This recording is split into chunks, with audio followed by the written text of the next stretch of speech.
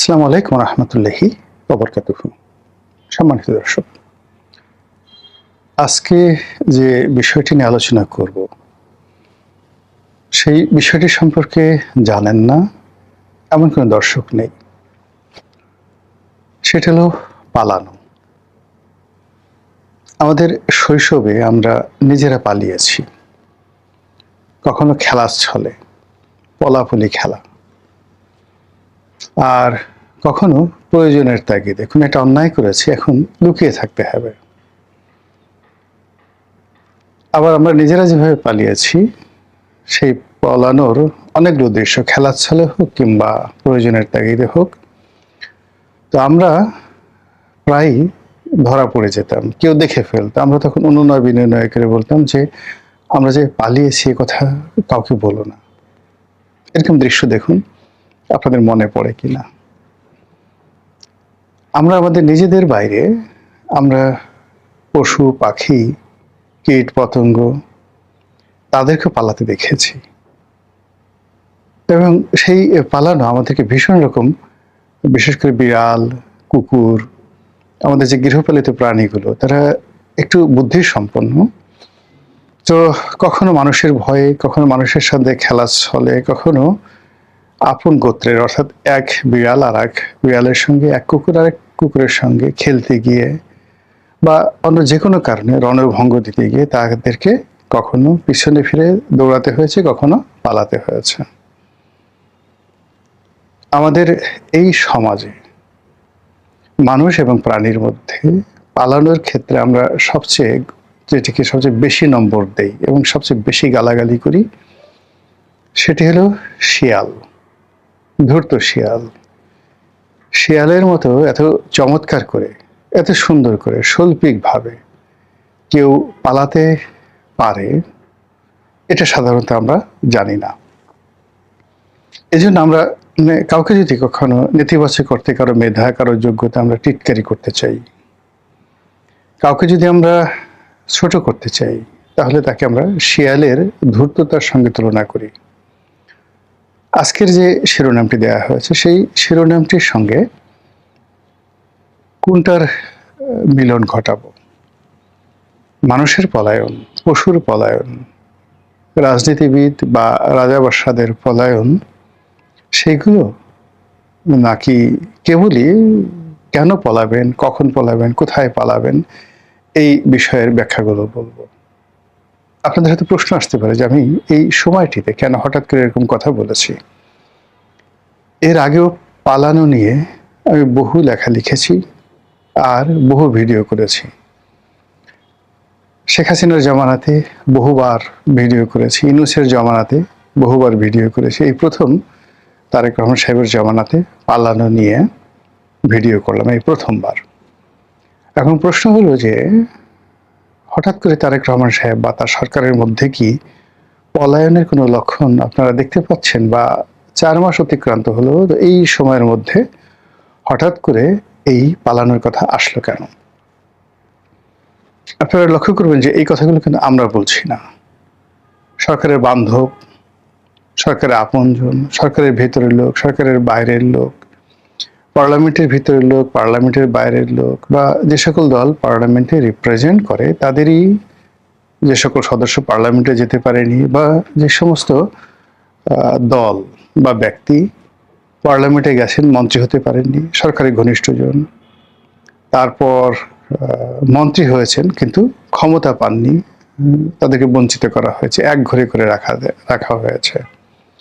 তো এ সকল মানুষ একান্ত আলোচনায়, কখনো কখনো মিডিয়ার সামনে সরকারকে ভয় দেখানোর জন্য যার যার অবস্থান থেকে তারা বলেন যে ইন্ডিয়াতে আওয়ামী লীগ পালিয়ে গেছে, দে হ্যাভ দ্য ওয়ে, তাদের একটা পথ ছিল, তাদের একটা অবস্থান ছিল, তাদেরকে আশ্রয় দেওয়ার মতো দেশ, কাল, জাতি ছিল। কিন্তু আপনারা পালাবেন কোথায়? একটু স্মরণ করে দেখুন তো যে গত 4 মাসে এই কথাগুলো কতবার বলা হয়েছে, কোন কোন নেতারা বলেছেন, কোন কোন দলের লোক বলেছেন। তো তারই প্রেক্ষিতে মূলত এই আজকের এই অনুষ্ঠানটি করা। আসলে বিএনপির জন্য পালানো সত্যিকার অর্থে একটি ঝামেলার বিষয়। এবং জামাতের জন্য ঝামেলার বিষয়। কোনো কারণে গণেশ উল্টে গেলে, রাজনীতির যে পরিবেশ পরিস্থিতি তাদের বিরুদ্ধে চলে গেলে, তাদেরকে এদেশের মাটিতেই প্রতিপক্ষের হাতে লাঞ্ছিত, অপমানিত এবং আরও যে সকল দুর্ভোগ দুর্দশা রয়েছে সেগুলো পোহাতে হবে। কিন্তু আওয়ামী লীগের মতো টুস করে সীমান্ত পাড়ি দিয়ে তারা দিল্লিতে চলে যাবেন, কলকাতাতে চলে যাবেন, আগরতলা, মুর্শিদাবাদ কিংবা অন্য কোনো শহরে যাবেন ভারতের, যেটি সম্ভব নয়। তারপর তারা সীমান্ত পাড়ি দিয়ে, বঙ্গোপসাগর পাড়ি দিয়ে অন্য কোনো দেশে যাবেন, মায়ানমারে যাবেন, বাংলাদেশের গহীন অরণ্য পাড়ি দিয়ে তারা মায়ানমার হয়ে থাইল্যান্ড যাবেন, সমুদ্র পথে তারা সেই বঙ্গোপসাগর পাড়ি দিয়ে নৌকায় করে পাকিস্তানের জাহাজে উঠবেন। এটি একেবারে অসম্ভব বিষয়। তো এই কারণে কি হলো যে সরকারের যারা প্রতিপক্ষ, জামাতের যারা প্রতিপক্ষ, তারা সবসময় সরকার এবং জামাতকে ভয় দেখাচ্ছে যে আপনারা পালাবেন কোথায়। এই হলো মূল বক্তব্য। অতীতে আমাদের দেশে যে রাজনীতির সহিংসতা ছিল, মানে থিঙ্ক অ্যাবাউট দ্য চ্যাপ্টার, রাজনীতির যে অধ্যায় ছিল সেই অধ্যায়গুলোর একটা পরিণতি আমরা কল্পনা করতে পারতাম। আমাদের দেশে যেই কয়বার পট পরিবর্তন হয়েছে, সেটা ৭৫-এ বলেন, ৭৭-এ বলেন, ৮১, তারপর ৯০, ৯১, ৯৬, মানে যে কয়বারই পট পরিবর্তন হয়েছে সেই কয়বারই মানে এরকম পালানোর মতো ঘটনা ঘটেনি যেভাবে পালানো এইবার আওয়ামী লীগের ক্ষেত্রে ঘটেছে। তো সেক্ষেত্রে যেটি হচ্ছে যে আওয়ামী লীগ যেভাবে পালিয়েছে, বিএনপিকে এবং জামাতকে তাদের দুঃসময় একইভাবে পালাতে হবে। There is no way. কারণটা কি? কারণটা হলো আমাদের দেশে যখন, বা পৃথিবীর যে কোনো দেশে, সমাজে কালে একটি মন্দ রেওয়াজ চালু হয়ে যায়, সেই মন্দ রেওয়াজটা কখনো বন্ধ হয় না। ধরুন আওয়ামী লীগ কেন পালালো? প্রচণ্ড একটা ভয় তাদের মধ্যে কাজ করেছে। আওয়ামী লীগ কেন পালালো? তাদের উপর এরকম জুলুম করা হয়েছে, অত্যাচার করা হয়েছে, নির্যাতন করা হয়েছে, যেগুলো সহ্য করে তারা দেশের মাটিতে থাকতে পারেনি। আওয়ামী লীগ জমানার শেষ দিকে বহু খুন হয়েছে, পুরো জমানা জুড়ে অসংখ্য গুম হয়েছেন, খুন হয়েছেন, ধর্ষণ থেকে শুরু করে সামাজিক যে অপরাধ, রাজনৈতিক অপরাধ, তার সীমা পরিসীমা নেই। কিন্তু এই দেশে বসবাস করার মতো তারা বিরোধী দলের জন্য একটি পরিবেশ সৃষ্টি করেছিল। তারা মামলা দিত, মোকদ্দমা দিত, একটু দেরি হতো। ওই জমানাতে মানে কোর্ট কাছারিকে শেখ হাসিনার পেটিকোট বলা হতো। এর কারণ হলো তারা সরকারের কথার বাইরে কোনো কিছু করে না। আচ্ছা, এখন কি অবস্থা আছে বলেন তো? এখন কার মানে আপনি বিচারাঙ্গন নিয়ে কি বলবেন? গত 2টি বছরে যেখানে ন্যায় বিচার পাওয়ার কথা ছিল, সেই ন্যায় বিচার কি হয়েছে? যেখানে আদালতের সুমোটো রুল দেওয়া উচিত ছিল, সেখানে আদালত নিজেই মজলুম হয়ে গেছে। দেশের একজন প্রধান বিচারপতি পলাতক, আর একজন প্রধান বিচারপতি জেলখানাতে। অ্যাপিলেট ডিভিশনের বিচারপতিরা প্রকাশ্য রাজপথে মার খেয়েছেন। বিচারপতি, তোমার বিচার করবে যারা, আজ দেখেছে এই জনতা। এই ধরনের কথাবার্তা পাকিস্তান আমলে বলা হতো, বাংলাদেশ আমলেও এরকম অনেক গান হয়েছে। কিন্তু মহামান্য সুপ্রিম কোর্টের অ্যাপিলেট ডিভিশন অথবা হাইকোর্ট ডিভিশনের কোনো সম্মানিত বিচারপতিকে পিটুনি দেওয়া হয়েছে, মারধর দেওয়া হয়েছে রাজপথে। এটি জুলাই বিপ্লবের সময় ঘটেছে। সাধারণ জনতার বিচারালয় আক্রমণ করেছে, বিচারকরা বিচারাঙ্গন ছেড়ে পালিয়ে চলে গেছেন। এটি গত 2 বছরে ঘটেছে। তো পরবর্তীতে আবার যারা ক্ষমতায় এসছেন, ঢালাওভাবে যেভাবে বিচারপতিদেরকে, মানে পুলিশ যেভাবে পুলিশের চাকরি খাওয়া হয়েছে, সিভিল অ্যাডমিনিস্ট্রেশনের চাকরি খাওয়া হয়েছে, বিচারপতিদেরকে ওইভাবেই দলীয় একটা ট্যাগ লাগিয়ে গণহারে তাদেরকে তাড়ানো হয়েছে। তো বেঞ্চে যারা ছিলেন, অর্থাৎ বিচারাঙ্গনে যারা ছিলেন আওয়ামী লীগ জমানায়, তাদের প্রায় সবাইকে তাড়ানো হয়েছে। যারা আছেন তারা ধুক ধুক করে কোনো মতে বেঁচে আছেন। অনেকটা প্রাচীরের গাত্রে এক নামগোত্রহীন ফুটি আছে ছোট ফুল, অতিশয় দিন, ধিক ধিক করে তারে কাননের সবাই।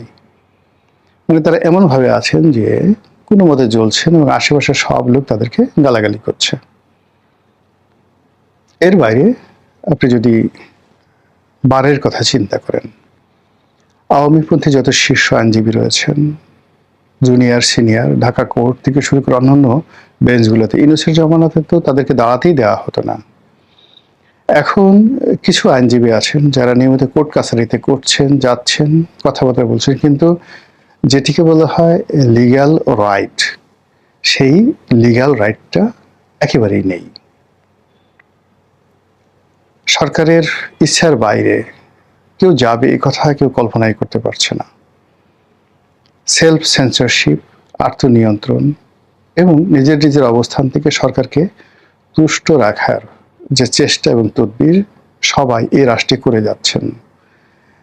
এতে করে আওয়ামী লীগ জমানাতে রাষ্ট্রে বসবাসের যে উপযোগিতা ছিল, রাষ্ট্রযন্ত্রের কাছে কিছুটা হলো আশা এবং আকাঙ্ক্ষা ছিল, এবং ন্যায় বিচারের ব্যাপারে একটু ধীর গতিতে হলেও মানুষ আশা করতে পারতো যে লোয়ার কোর্টে না হলেও মানে হাইকোর্টে হবে। এবং শেখ হাসিনা ব্যক্তিগতভাবে যদি কাউকে টার্গেট না করে থাকেন তাহলে তার জামিন হাইকোর্ট থেকে হবে, অথবা শেখ হাসিনাকে সামহাউ বললে বা তার কাছে গেলে যে কোনো একটা মাধ্যমে একটা সমাধান পাওয়া যাবে। কিন্তু একই বাংলাদেশ, এই বাংলাদেশে শুধু সমস্যা তৈরি হচ্ছে কিন্তু সমাধানের কোনো কেউ নেই।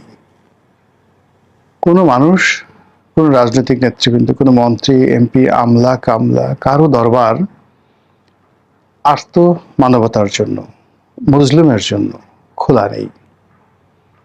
ফলে আমলাতান্ত্রিক জটিলতার মধ্যে যে যার অবস্থানে বসে এতটা হাহাকার করছে, আর নিজের মনের মধ্যে প্রতিহিংসা, জিঘাংসা, হিংসা, দেশ বিদ্বেষ, ক্ষোভ, বিক্ষোভ, অনেকটা যাকে বলা হয় সেই যৌতুগৃহের মতো, যেটাকে গ্যালভানাইজিং ইউনিট বলা হয়, যেখানে লোহা গলিয়ে একেবারে পানির মতো করে ফেলা হয়। ঠিক ওই যৌতুগৃহ, সেই যৌতুগৃহের মতো মানুষের মন এবং মস্তিষ্ক টক বগিয়ে ফুটছে। ফলে এই অবস্থাতে যদি কোনো কারণে ক্ষমতার একটা ট্রানজিশন হয়, তাহলে মানে এই তিনটি, এখানে 3 থেকে 4টি পক্ষ আছে এই মুহূর্তে। ডক্টর মোহাম্মদ ইউনূসের একটি পক্ষ, তাদেরকে মদদ দিয়েছে বিদেশি যে সকল পক্ষ বাংলাদেশে আছে, তারা সরাসরি বিদেশি কিছু লোকজন, বিদেশি রাষ্ট্রের যারা প্রতিনিধি তারা, এবং সে সকল রাষ্ট্রে যে সকল দালাল রয়েছেন, ফড়িয়া রয়েছেন তারা। এই গত 2 বছরে সাংবাদিক, সাহিত্যিক তো এখন আসলে নেই বললেই চলে, সাংবাদিক নামধারী কিছু লোক আছেন, কিছু নব্য ব্যবসায়ী, নব্য রাজনীতিবিদ, ধড়িবাজ, যে সকল লোকজন তৈরি হয়েছে গত 2 বছরে, বিশ্বাস করেন তাদের পালানোর কোনো জায়গা নেই, নো ওয়ে।